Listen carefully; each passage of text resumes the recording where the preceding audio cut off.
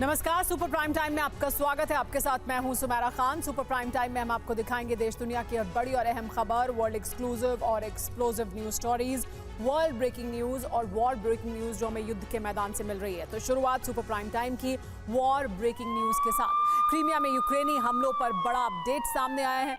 रूस के S-300 और S-400 सिस्टम तबाह हो गए हैं। क्रीमिया के 2 रडार स्टेशन भी नष्ट कर दिए गए हैं। यूक्रेनी मिलिट्री इंटेलिजेंस GUR ने रिपोर्ट सामने रखी है। क्रीमिया पर बीती रात किए गए यूक्रेन के हमले रूस के लिए बहुत ज्यादा घातक साबित हुए हैं। 12 जून को रूस दिवस के जश्न को यूक्रेन ने बारूदी अग्नि से झुलसा दिया। यूक्रेनी सेना ने क्रीमिया पर ताबड़तोड़ हमले करके रूस के एयरबेस और नेवल बेस भस्म कर दिए। क्रीमिया पर यूक्रेन ने 3 तरफ से हमले किए। इन हमलों में रूस को भारी नुकसान उठाना पड़ा है।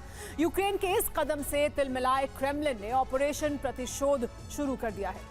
कीव सहित यूक्रेन के कई बड़े शहरों पर हाइपरसोनिक मिसाइलों की बरसात शुरू हो गई है। रूस ने कीव पर 2024 का सबसे बड़ा हमला किया है। कीव में आपातकाल लागू हो चुका है। ज़ेलेंस्की और पूरी कैबिनेट बंकरों में पहुंच चुकी है। आशंका है कि आज रात फिर कीव पर महाविनाशक बारूदी वर्षा हो सकती है।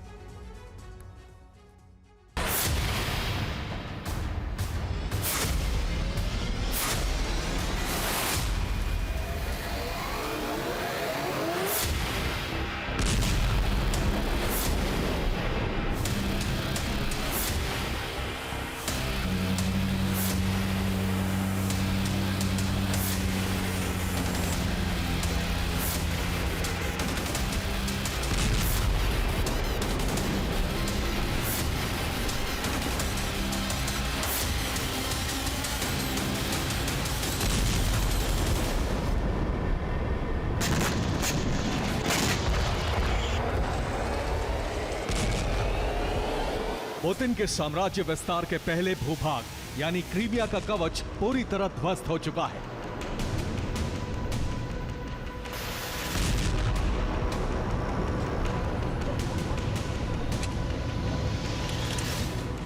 यूक्रेन ने पूरे क्रीमिया पर विनाशक बारूदी हमले किए हैं।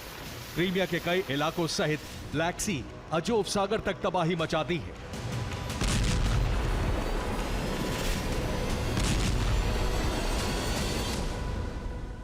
यूक्रेन ने हमले उस वक्त किए जब क्रेमलिन रूस दिवस की तैयारी कर रहा था।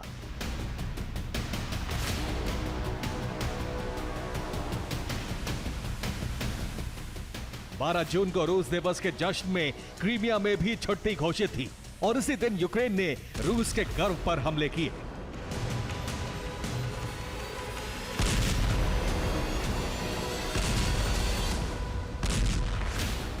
ये क्रीमिया पर यूक्रेन के हमले की तस्वीरें हैं। ये धधकता हुआ रूस का पंजशीर एयर डिफेंस सिस्टम है।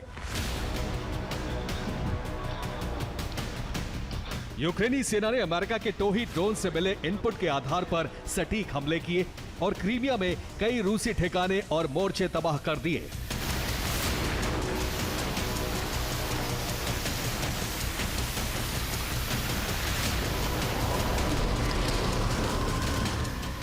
यूक्रेन ने 11 जून को पूरी रात क्रीमिया पर मिसाइल हमले जारी रखे। पूरी रात क्रीमिया धमाकों से दहलता रहा।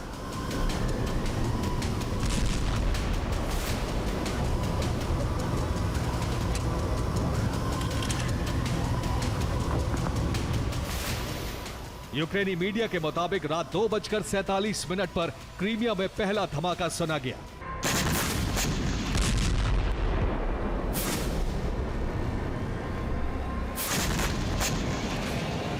इसके बाद क्रीमिया के कई इलाकों में एक साथ धमाके गूंजने लगे। यूक्रेन ने क्रीमिया के नेवल बेस पर सबसे पहला हमला किया।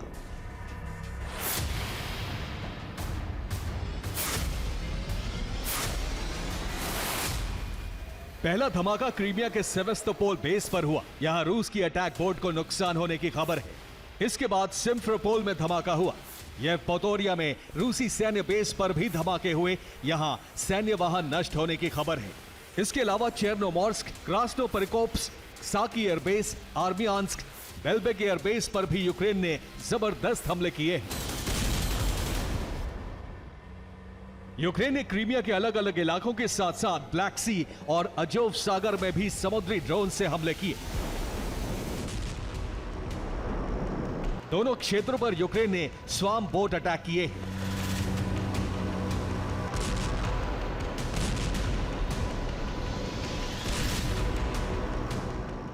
रूस के सेवेस्तोपोल बेस पर छोटी अटैक बोट को नुकसान की खबर है। रूस ने बड़े युद्धपोत सेवेस्तोपोल से अजोव सागर में शिफ्ट कर दिए हैं। बीती रात यूक्रेन ने समुद्री ड्रोन बोट से अजोव नेवल बेस पर भी बड़े हमले किए हैं। इसमें रूस के युद्धपोत के क्षतिग्रस्त होने की आशंका है।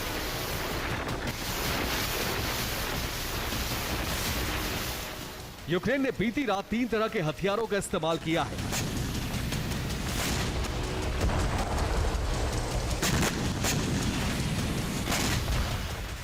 पहला हथियार है मिसाइल।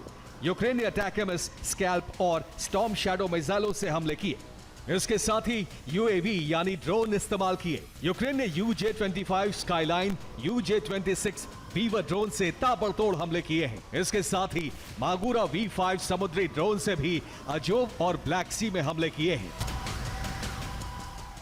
नेवल बेस के साथ साथ यूक्रेन ने रूस के 2 एयरबेस को भी निशाना बनाया है।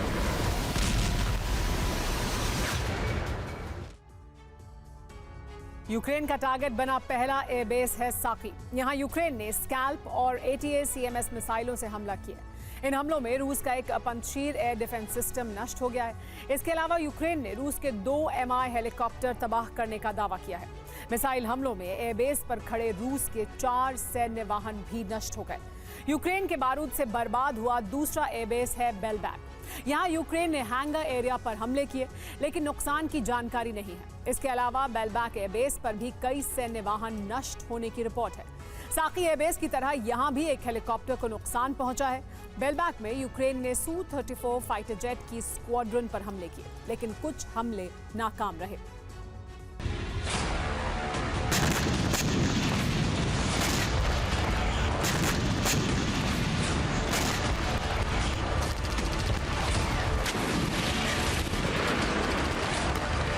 जून के महीने में क्रीमिया पर यह यूक्रेन का सबसे बड़ा हमला है और इस हमले का प्रतिशोध रूस ने शुरू कर दिया है।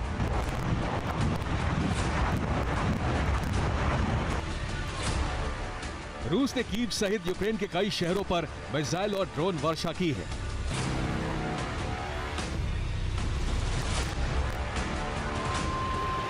रूस ने कीव पर मिसाइलें बरसाकर इंडस्ट्रियल एरिया में जबरदस्त तबाही मचाई है। कीव की कई फैक्ट्रियां रूस के मिसाइल हमलों में जलकर खाक हो गई हैं।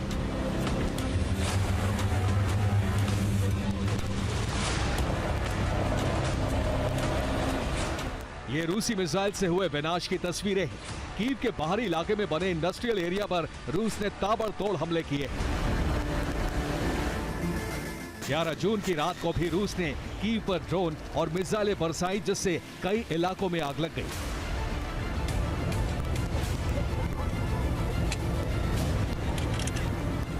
कीव पर रूस ने सुबह 4 बजे के करीब हमले किए। कीव पर रूस ने 24 ड्रोन हमले किए। इसके साथ ही किंजल हाइपरसोनिक मिसाइल भी दागी। रूस ने KH-47M2, KH-101 और KH-555 क्रूज मिसाइल से भी हमले किए। यूक्रेन ने रूस के सभी 24 ड्रोन मार गिराने का दावा किया है।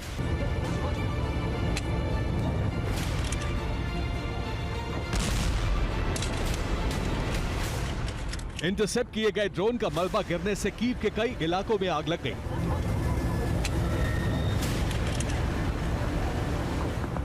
कीव के साथ साथ रूस ने निप्रोपेट्रोवस्क, ज़ेपोरिज़िया, पोल्टावा, खार्किव और वेनेत्सिया पर भी हमले किए हैं।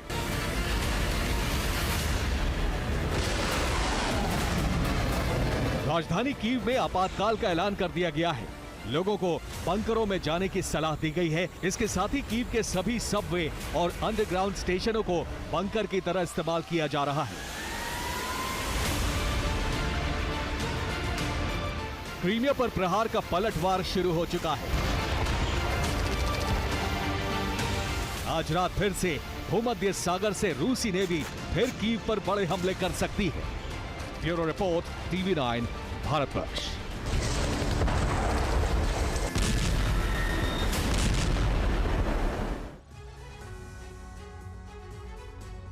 इस वक्त आपकी बड़ी खबर पोल्टावा से। पोल्टावा में रूस के स्कंदर हमले, यूक्रेन की 300 PT बटालियन पर हमले हुए हैं। बटालियन की 3 इमारतें तबाह हो गई हैं।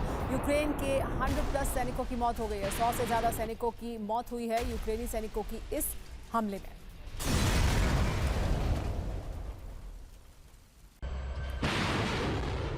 हमास का खात्मा हुआ नहीं। अब इजराइल के लिए हिजबुल्लाह बड़ा संकट बन चुका है। युद्ध विराम नहीं हो पाने से इजराइल ने गाजा में हमले तेज कर दिए। इससे बौखलाए ईरानी प्रॉक्सी ने इजराइल के खिलाफ मोर्चा खोल दिया है। खास तौर से हिजबुल्लाह ने ऐलान कर दिया है कि अब आर पार की जंग होगी। इसके बाद लेबनान में बैठे हिजबुल्लाह के लड़ाकों ने 10 ठिकानों से इजराइल पर ताबड़तोड़ हमले किए। 24 घंटे में 500 से ज्यादा रॉकेट दाग कर इजराइल को सीधा चैलेंज कर दिया। रॉकेट स्ट्राइक में इजराइल को जबरदस्त नुकसान हुआ है। अब इजराइल हिजबुल्लाह के खात्मे के लिए आज रात बड़ा हमला कर सकता है।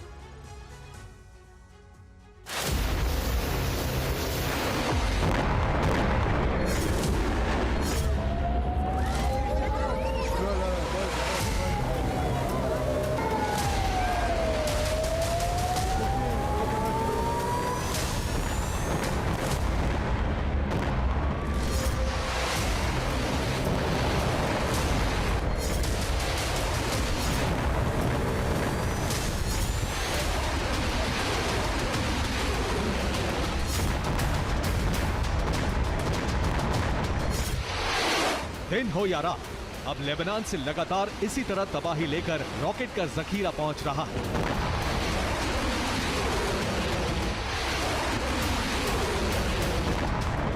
इतना बड़ा हमला लेबनान ने इजराइल पर किया है जो आज तक नहीं हुआ है।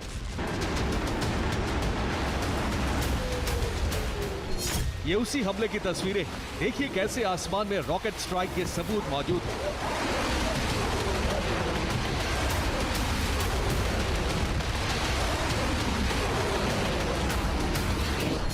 सफेद धुएं के ऐसे निशान बता रहे हैं कि कुछ देर पहले ही हिजबुल्लाह ने रॉकेट दागे।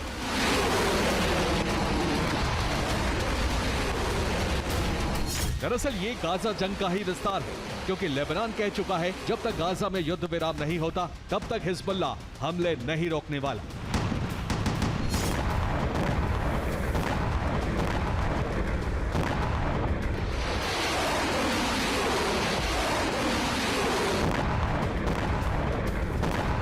आज की रात हिजबुल्लाह के लिए कयामत की रात हो सकती है, क्योंकि इजराइल हमले का बदला लेने के लिए बेचैन है।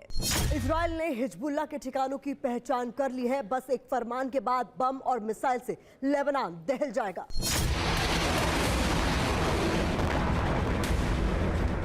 हिजबुल्लाह के हमलों में इजराइल की उत्तरी सीमा पर सबसे ज्यादा नुकसान हुआ है। मिलिट्री बेस से लेकर टैंक और मिलिट्री व्हीकल भी खाक हो गए।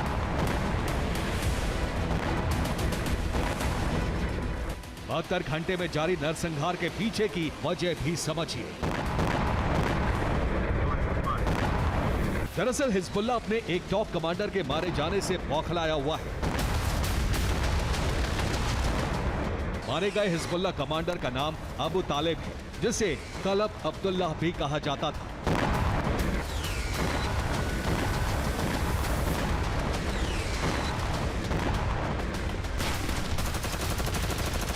पचपन साल का अबू तालिब लेबनान में हिजबुल्लाह के स्पेशल ऑपरेशन का चीफ था।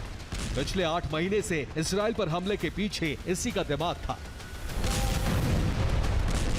इजराइल के एयर स्ट्राइक में अबू तालिब मारा गया। आईडीएफ के मुताबिक अबू तालिब इजरायली बॉर्डर से करीब 10 किलोमीटर दूर एक सीक्रेट मीटिंग के लिए हिजबुल्लाह कैंप में आया हुआ था। लेबनान की जवाया में एक घर में मीटिंग थी, जिसमें अबू तालिब के अलावा 6 और लड़ाके भी शामिल थे। एयर स्ट्राइक में सभी लड़ाके मारे गए। अबू तालिब की मौत की खबर जैसे ही हिजबुल्लाह चीफ नसरल्लाह को मिली, वो बौखला गया।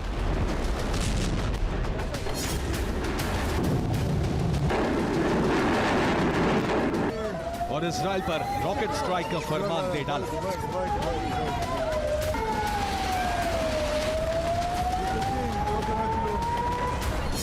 जिसके बाद इजराइल पर 7 अक्टूबर के बाद दूसरा सबसे बड़ा हमला कर डाला, जिसमें इजराइल को भारी तबाही हुई।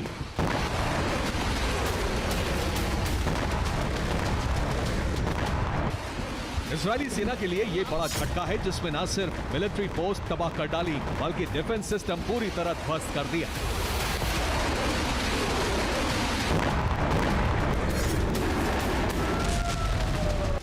अब इजराइल आज रात बहुत बड़ा हमला कर सकता है, जिसमें वो हिजबुल्लाह के ठिकानों को पूरी तरह तबाह करने का मंसूबा पाले हुए है।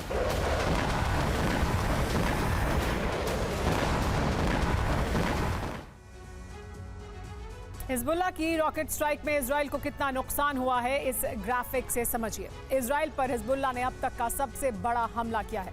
500 से ज्यादा रॉकेट दागकर इजराइल को दहला दिया है। 1 घंटे में लगातार 200 रॉकेट दागे गए, जबकि 24 घंटे में 500। सीमा से सटे इलाकों में हिजबुल्लाह ने भारी तबाही मचाई है। इजरायली सेना के कमांड सेंटर को ध्वस्त कर दिया है। रडार स्टेशन और एयर ट्रैफिक कंट्रोल स्टेशन नष्ट कर दिया गया। रॉकेट स्ट्राइक से हथियार डिपो में आग लग गई। बॉर्डर पर लगे आयरन डोम डिफेंस सिस्टम नाकाम साबित हुए। आईडीएफ ने उत्तरी इलाके को पूरी तरह खाली करा दिया। लोगों को बंकरों में जाने के लिए एडवाइजरी भी जारी कर दी गई। आज रात इजराइल लेबनान में हिजबुल्लाह ठिकानों पर हमला करके बदला ले सकता है।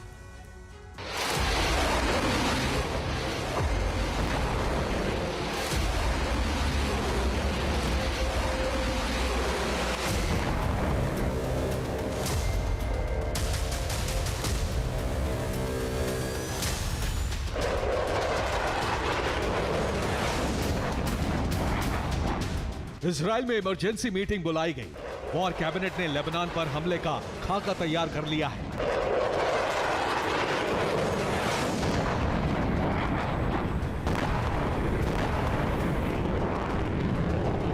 रॉकेट स्ट्राइक से इजराइल को भरोसा हो गया है कि हिजबुल्लाह अभी और हमले कर सकता है। कुछ घंटे पहले उसने जो किया वो दिल दहला देने वाला था।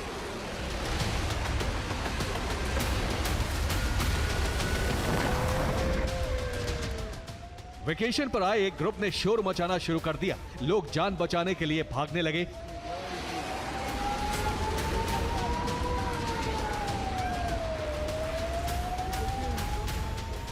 सीमा से सटे इलाकों में लगातार सायरन बजते रहे। सबसे ज्यादा नुकसान मेरॉन स्ट्रैटेजिक एयर कमांड का हुआ।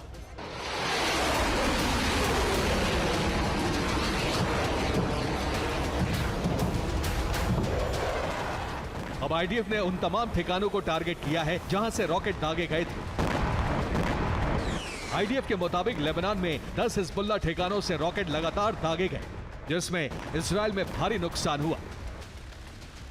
खासतौर से किरियत शिमोना में भारी तबाही हुई।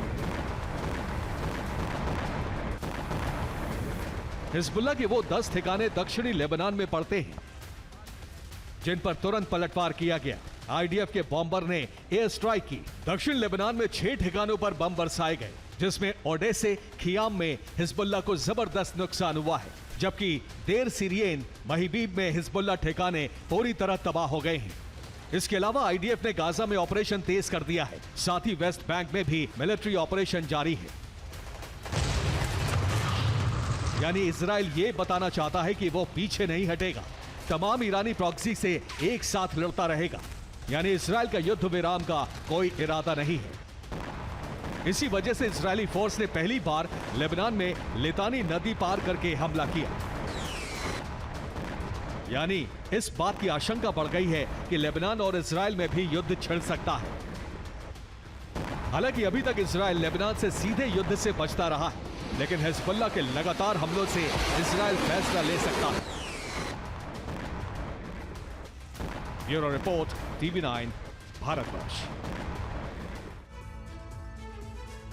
इस वक्त की बड़ी खबर, नीप्रो नदी के किनारे पर रूस ने रॉकेट हमला किया है। BM-21 MLRS से बरसाए हैं रॉकेट। यूक्रेन की आर्टिलरी और सैन्य वाहन तबाह हो गए हैं।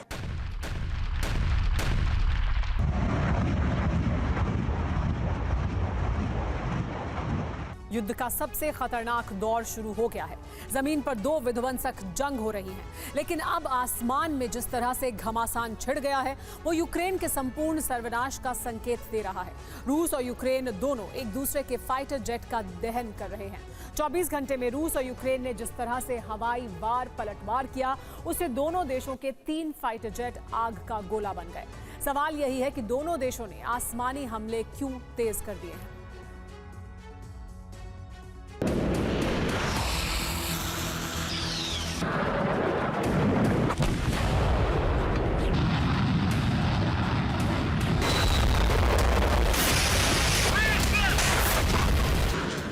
रूस और यूक्रेन के बीच ये वो आसमानी जंग है जो बहुत ही विध्वंसक हो गई है।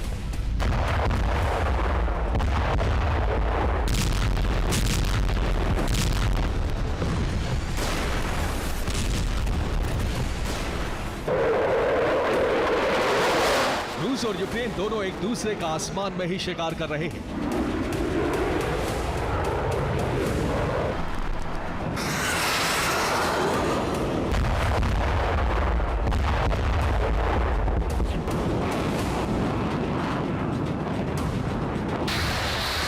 दोनों देशों के फाइटर जेट हवा में एक दूसरे का संहार कर रहे हैं।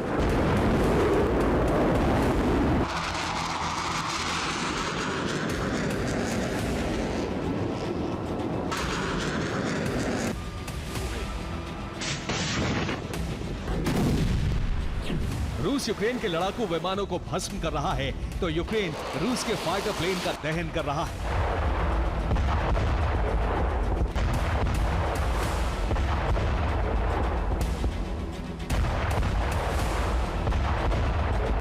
पिछले 24 घंटे में रूस ने यूक्रेन के 2 लड़ाकू विमानों को जला दिया तो यूक्रेन ने रूस के एक फाइटर जेट को तबाह कर दिया। इसी वार और पलटवार के बाद रूस और यूक्रेन में आसमानी युद्ध ने बहुत ही खतरनाक रूप ले लिया।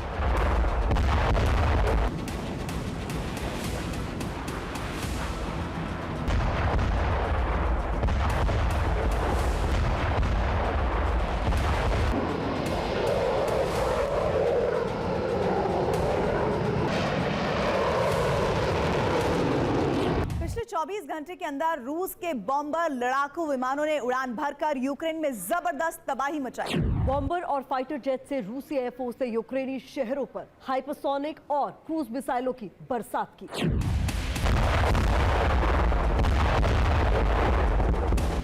ये यूक्रेन के क्रीवी रीह एयरबेस की तस्वीर है।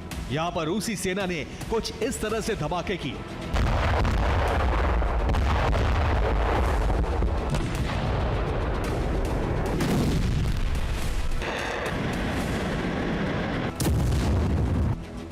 रूस के लैंसेट ड्रोन ने यहां खड़े यूक्रेन के Su-27 और Su-25 जेट को हिट किया।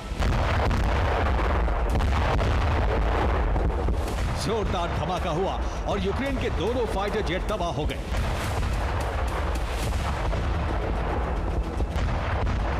जिस वक्त रूसी सेना ने यूक्रेनी एयरबेस को दहलाया, उसी वक्त उसने यूक्रेन के कई शहरों पर जबरदस्त हमले भी किए।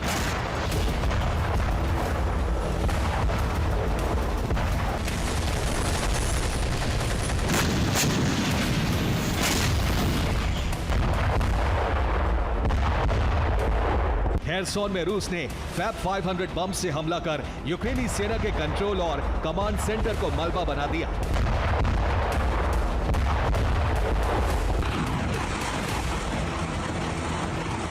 हेरसोन में ही रूस ने ग्रैंड मल्टीपल रॉकेट लॉन्चर से भीषण हमला कर यूक्रेन के 3 ठिकानों को ध्वस्त कर दिया।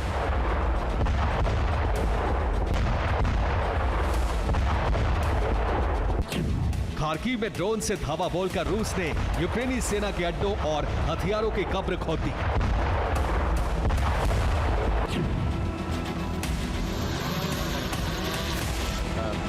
डोनेस्क में रूसी सेना ने यूक्रेन की टैंक सेना को टारगेट किया। हमले में यूक्रेन का लेपर्ड टैंक तबाह हो गया। लवीव में रूसी सेना ने एक और अब्राम्स टैंक को मलबा बना दिया।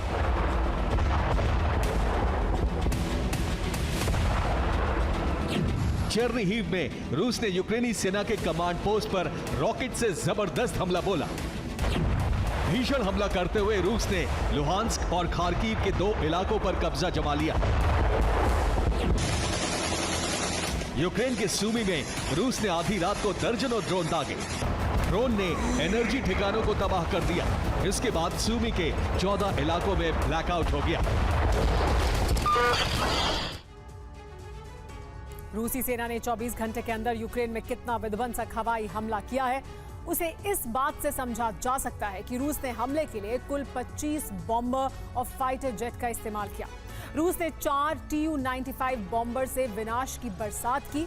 7 Su-57 ने भी मिसाइलें दागी, 8 Su-25 ने भीषण बमबारी की।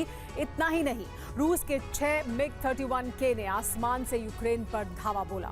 अब यह भी जान लीजिए कि रूस ने किन किन हथियारों से हमला किया। रूसी एयरफोर्स ने 10 किंजल हाइपरसोनिक मिसाइलों से विस्फोट किया, 18 कैलिबर क्रूज मिसाइलें भी दागी गई, 13 फैब बॉम्ब से हमला किया गया, 21 लैंसेट ड्रोन भी फायर किए गए और इस तरह से यूक्रेन में विनाश का भयावह मंजर नजर आने लगा।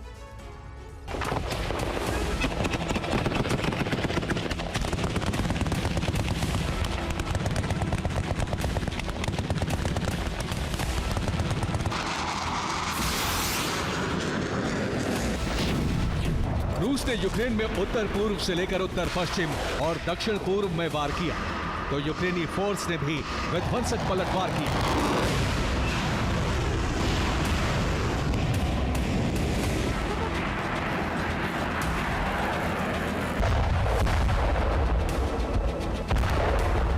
जिस तरह से रूस ने यूक्रेन के फाइटर जेट को जलाया, उसी तरह से यूक्रेन ने भी रूस के लड़ाकू विमान को भस्म कर दिया।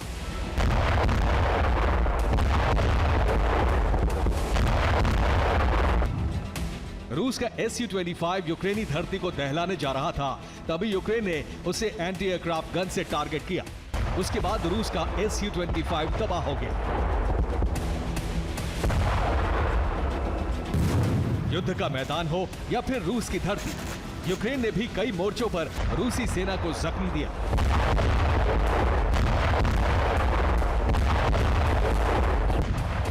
यूक्रेन ने मॉस्को में रूस के सैटेलाइट कम्युनिकेशन स्टेशन को तबाह कर दिया। यूक्रेनी फोर्स ने रूस के बक M2 एयर डिफेंस सिस्टम को तहस नहस कर दिया। ज़ेपोरिज़िया में यूक्रेन ने रूस के 3 सैन्य वाहन को नष्ट कर दिया। डोनेट्स्क में यूक्रेन ने ब्रैडली फाइटिंग व्हीकल से तबाही मचाई। रूसी सेना को रोकने के लिए यूक्रेन ने ड्रोन सेना की नई बटालियन बना ली है। ये ड्रोन बटालियन इस वक्त फुल एक्शन में है।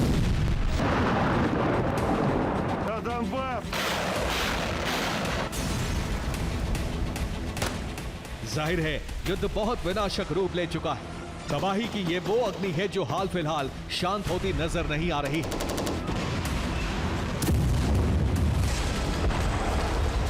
Bureau report, TV9 Bharatvarsh.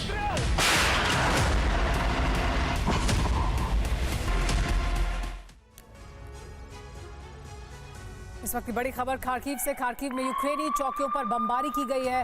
रूसी सेना ने FPV ड्रोन से बरसाए हैं बम। बमबारी में यूक्रेन के 15 सैनिकों की मौत हो गई है।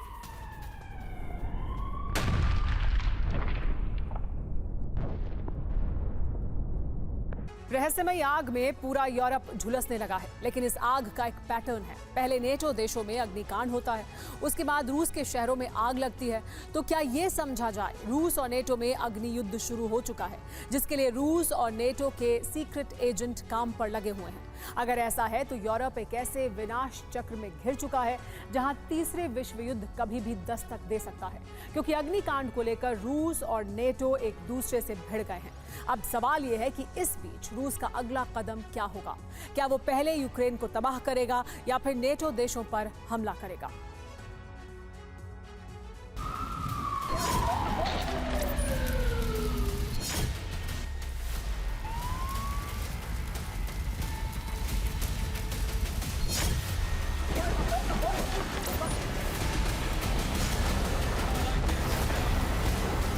रूस में रहस्यमयी आग का सिलसिला जारी है।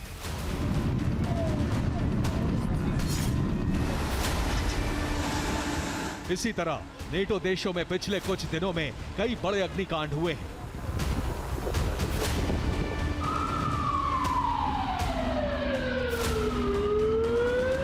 अब सवाल टाइमिंग को लेकर है, क्योंकि जब नेटो देशों में कहीं आग लगती है तो उसके कुछ दिनों बाद रूस के कई इलाके धधक उठते हैं।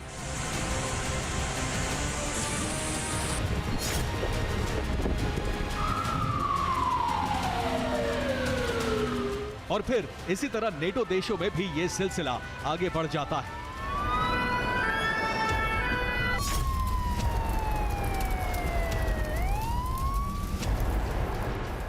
या यूरोप में हाइब्रिड युद्ध शुरू हो चुका है, जिसमें पुतिन के प्रॉक्सी और नेटो के एजेंट खुफिया हमले को अंजाम दे रहे हैं, जिनके निशाने पर है हथियार गोदाम, military base, weapon factory, oil depot, प्रशासनिक इमारतें, army command centre, police headquarter, खुफिया विभाग के दफ्तर। इसके अलावा मॉल और बाजारों पर भी बड़े हमले का खतरा मंडरा रहा है।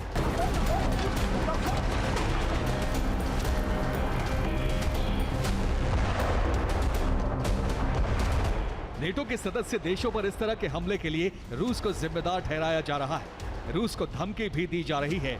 इसी बीच रूस में कई ऐसे अग्निकांड सामने आए हैं। रूस के वोल्गोग्राद इलाके में एक सप्लाई स्टोर में आग लग गई। कई घंटे तक आग लगी रही, जिसमें पूरा स्टोर खाक हो गया। आग के कारणों का पता नहीं लग पाया। रूस के ही इवानोनो में एक थिएटर कॉम्प्लेक्स में आग लग गई, जिसमें थिएटर की छत तक लपटें जा पहुंची। कॉम्प्लेक्स की एक इमारत पूरी तरह जल गई। सीसीटीवी में आग लगने का सुराग मिला है, जिसकी तलाश की जा रही है। रूस की राजधानी मॉस्को के एक कार शोरूम में भी आग लग गई। आनन फानन में फायर फाइटर ने पहुंचकर आग पर काबू पाया, लेकिन तब तक काफी नुकसान हो चुका था। पुतिन के होम टाउन सेंट पीटर्सबर्ग में भी इसी तरह की साजिश सामने आई है, जब किरोव प्लांट में आग लग गई। आसपास के इलाके में काला धुआं फैल गया। बड़ी मुश्किल से आग पर काबू पाया गया। इसी तरह रूस के समारा में फर्नीचर वर्कशॉप में भयंकर आग लग गई। 2 मंजिला इमारत में बना वर्कशॉप पूरी तरह जल गया। आग इतनी तेजी से फैली कि पास के 500 वर्ग मीटर इलाके में रखा सामान जल गया। पिछले कुछ दिनों से रूस के शहर इसी तरह धधक रहे हैं, जबकि नेटो देशों में साइबर क्राइम, रेल पटरी टूटना, जीपीसी इंटरसेप्ट जैसे कई मामले सामने आए हैं। इसके पीछे यूरोपीय देश रूस का हाथ बता रहे हैं।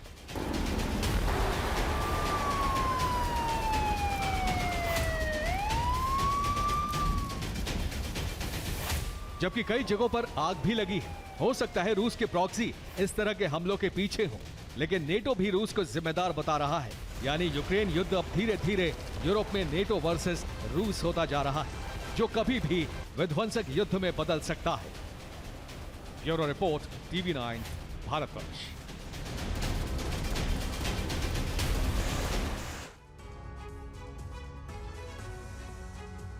यूक्रेन युद्ध का रूपांतरण हो गया है। युद्ध का ये परिवर्तन यूक्रेनी राष्ट्रपति व्लादिमीर ज़ेलेंस्की के उस प्लान के बाद हुआ, जिसमें उन्होंने न सिर्फ रूस के अंदर बड़ा आतंकी हमला करवाने का प्लान बनाया है, बल्कि अमेरिका में रूसी दूतावास पर धमाका करवाने की साजिश रची है।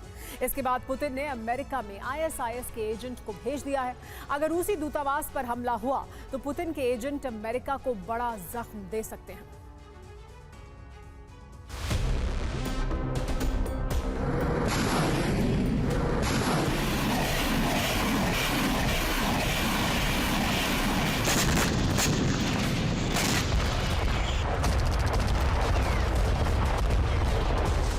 रूस यूक्रेन युद्ध का रूपांतरण हो गया है। रूस के हमलों से परेशान यूक्रेन ने प्रतिशोध के नए रूट पर चलने का फैसला कर लिया है।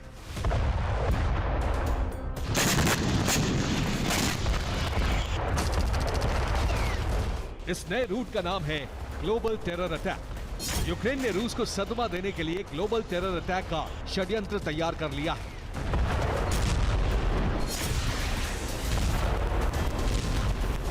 रिपोर्ट्स के मुताबिक यूक्रेन ने रूस के अंदर क्रॉकस जैसा आतंकी हमला करने की साजिश रची है, तो विदेशों में रूसी दूतावास और रूस से जुड़े ठिकानों पर भी धमाका करने का प्लान है।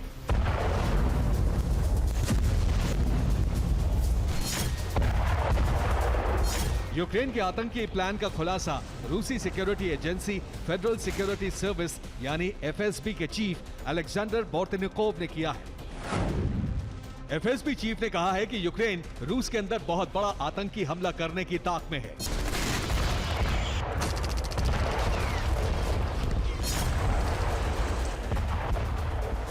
FSB चीफ ने यह बात तब कही जब उन्हें यूक्रेन की खतरनाक प्लानिंग को लेकर इंटेलिजेंस इनपुट मिले।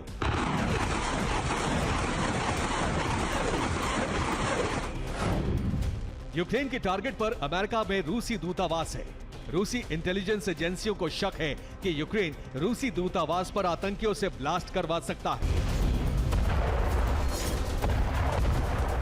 अमेरिका में रूस के राजदूत एनातोली एंटोनोव ने कहा है कि रूसी दूतावास को हर रोज खतरनाक धमकियां मिल रही है। ये धमकियां इस बात का संकेत है कि कुछ भी हो सकता है।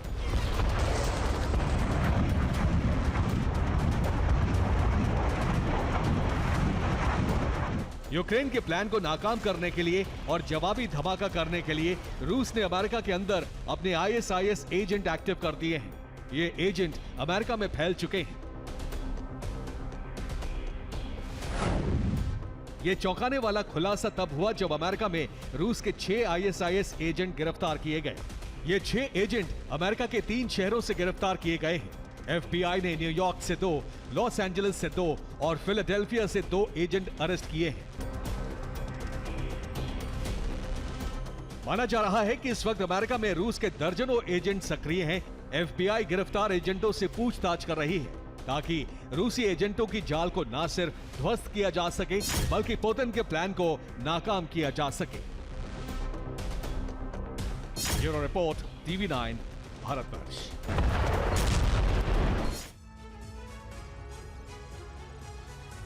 यूरोपीय यूनियन में दक्षिणपंथी दलों का दबदबा बढ़ने से कई देशों में सरकार चला रही लेफ्ट पार्टियों की धड़कनें बढ़ गई हैं। उन्हें डर है कि कहीं राइट विंग का प्रभाव पूरे यूरोप में न हो जाए। हालात ऐसे हैं कि कई देशों में हिंसा के आसार बन गए हैं, जबकि फ्रांस तो दंगे की चपेट में आ चुका है।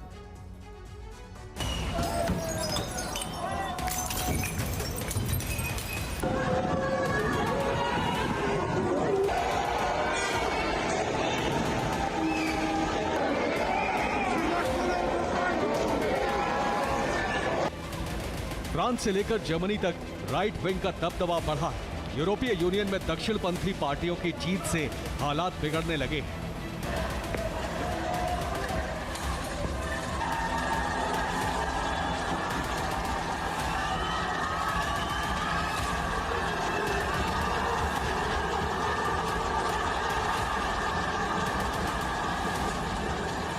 फ्रांस से आई तस्वीरें इसका सबूत हैं, जहां आंसू गैस के गोले छोड़े जा रहे हैं, लोग पुलिस से भिड़ रहे हैं, हालात बेहद तनावपूर्ण हैं।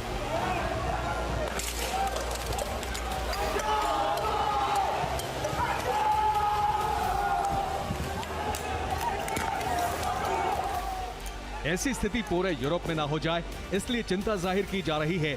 उथल पुथल मची हुई है, कहीं राइट विंग पार्टियों का उभार पूरे यूरोप में ना हो जाए। शायद इसी का डर था जो यूरोपियन यूनियन के चुनावी नतीजे आने के बाद फ्रांस की संसद को भंग कर दिया गया और जल्द चुनाव कराने का ऐलान कर दिया गया, क्योंकि यूरोपियन यूनियन के चुनावों में इमैनुअल मैक्रो की पार्टी हार गई थी। अब जुलाई में चुनाव हो सकते हैं। यूरोपियन संसद के लिए 27 देशों में हुए चुनाव में दक्षिणपंथी पार्टियों की इतनी बड़ी जीत पहली बार हुई है, जिससे लेफ्ट पार्टियों की नींद उड़ गई है। Italy, Germany, Hungary, Greece, Austria, Bulgaria में राइट विंग पार्टियों का जबरदस्त उभार हुआ है। हालात ऐसे हैं कि दक्षिणपंथी सोच हावी होती दिख रही है। खासतौर से शरणार्थियों को लेकर लेफ्ट और राइट विंग आमने सामने है, जिसको लेकर कई देश हिंसा की चपेट में आ गए हैं। Bureau report, TV9 Bharatvarsh.